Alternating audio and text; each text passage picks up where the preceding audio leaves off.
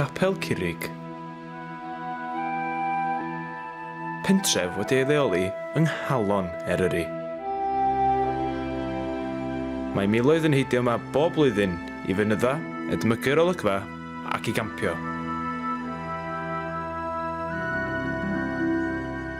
Mae'n cael ei adnabod fel lle glypaf yng Nghymru. Felly, mae fama le delfrydol i roed y Jakpak ar brawf.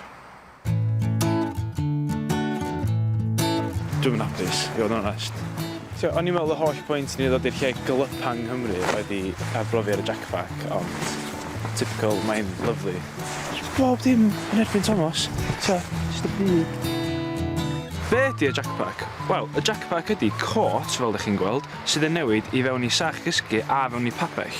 Mae'r sach gysgu lawr fama ar ym mhen ôl i, a mae y babell ar yng nghefn, fel ydych chi'n gweld, dwi'n edrych fel rhyw fath o grwban. Diolch ond ar gael yn y IDA ar y funud sy'n anffodus o'ch chi dwisio un. A gawn ni weld sut mae o'n goroesi tywydd Capel Curig.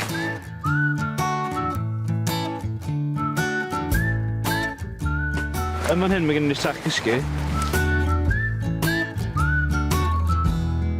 Yn fy llaw mae gen i strap.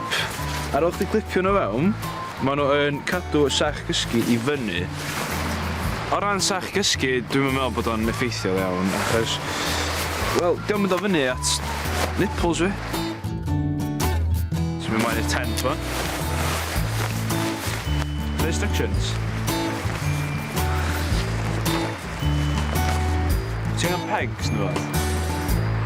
Ti'n angen pegs?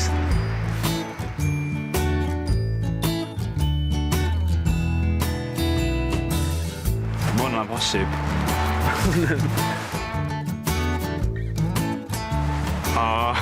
Oce, ie.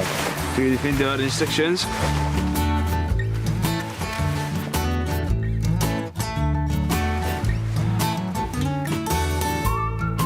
Diolch yn gynnas iawn, ac fe'n eitha anodd i roi fyny.